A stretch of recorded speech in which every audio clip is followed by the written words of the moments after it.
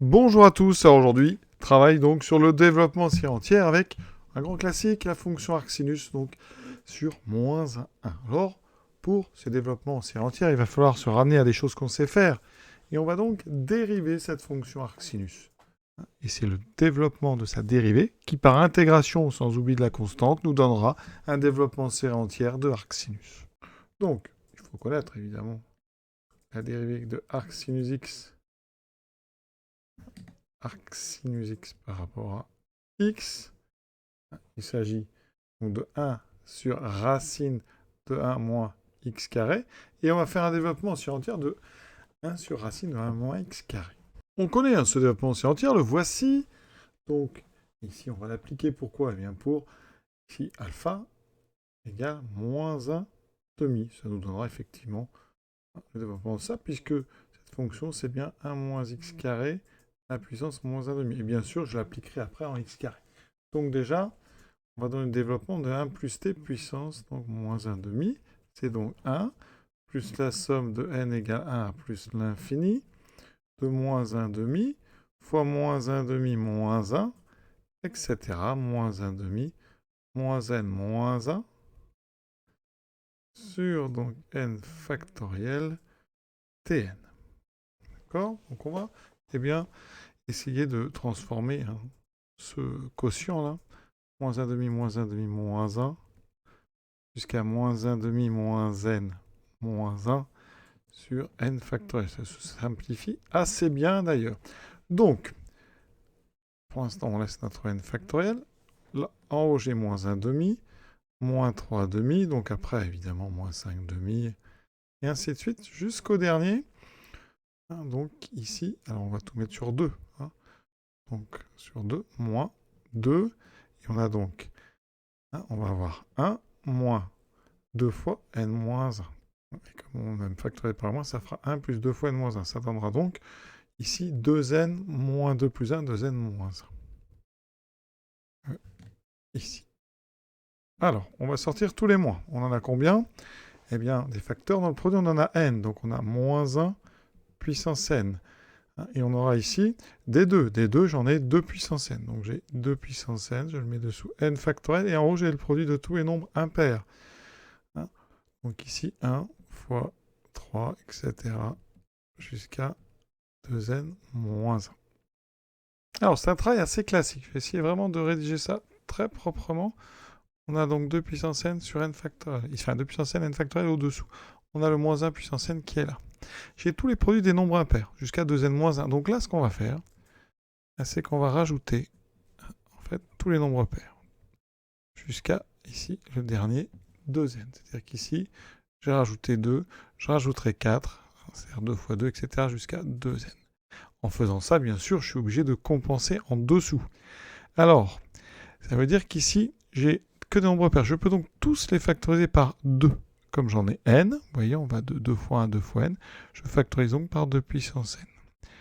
D'accord? Et ensuite, j'ai les 1 fois 2 qui apparaîtront, donc fois n factoriel. Effectivement, je répète, si vous faites 2 fois 4 jusqu'à n, jusqu'à 2n, si vous factorisez par 2, à la puissance n, vous faites apparaître ceci. C'est-à-dire 2 puissance n, n factoriel, très classique. Donc, en haut, j'ai fait apparaître 2n factoriel, et en bas, j'ai donc 2 puissance n au carré, donc 2 puissance 2n, et ensuite n factoriel au carré. J'aurai besoin de 1 moins x carré, donc j'écris, juste pour bien vous compreniez, 1 moins t puissance moins 1, donc j'applique le même en remplaçant donc un t par moins t. Le rayon de convergence ne change pas, ce sera toujours moins 1, bien sûr. Donc somme de n égale 1 plus l'infini de moins 1 puissance n. Alors ici, je vais avoir un moins t puissance n, donc le moins 1 puissance n, eh bien on va l'enlever parce qu'on aura moins 1 puissance n fois moins 1 puissance n qui fera 1. Il me reste donc ici 2n factoriel sur 2 puissance 2n, n factoriel au carré, t puissance n. Et ici, petite astuce, c'est que on remarque la présence de ce rapport 1, 2n factoriel sur n factoriel qui est un coefficient binomial bien connu, n parmi 2n. Donc, ça permet comme ça d'avoir somme de ceci, Donc on a n parmi 2n sur 2 puissance 2n t puissance n. Et une dernière remarque, quand n égale 0, 0 parmi 0, ça fait 1. Par convention, 2 puissance 0 fait 1, t puissance 0 vaut 1. Donc ça, on peut mettre ça sous la forme n égale 0 à plus l'infini. Cn parmi 2n sur 2 puissance 2n, t puissance n. Maintenant, eh bien, on n'a plus qu'à remplacer t par x2. Quand t est entre moins 1 et x2, effectivement, est encore entre moins 1, donc on n'a aucun problème. Ça veut dire que 1 moins x2,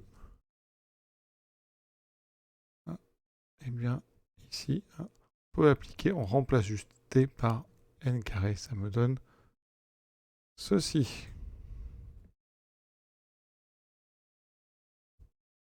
X puissance 2 au carré, donc x puissance 2n. Alors le rayon de convergence, donc ça c'est valable pour tout x entre moins 1 et 1. D'accord. On voit bien qu'à gauche en 1, ça diverge, parce qu'on a du 1 sur racine de moins x2. Donc ça veut dire que le rayon de convergence ne peut pas être supérieur ou égal à 1. Donc il est forcément égal à 1. C'est une petite info. Maintenant, il nous reste à bien chercher une primitive, sans oublier la constante d'intégration. Et en intégrant, on aura une série entière avec ici le même rayon de convergence. Donc entre moins 1 et 1, j'obtiendrai donc le développement de arc sinus x. La constante, on ne l'oublie pas, arc sinus 0, qui fait 0, plus, donc ici, primitive, alors ceci ne change pas, 2 puissance 2n ne change pas, primitive de x puissance 2n, donc x puissance 2n plus 1, sur 2n plus 1. Et ça, encore une fois, pour tout x appartenant à moins 1. Et on a terminé, je vous remets les formules ici.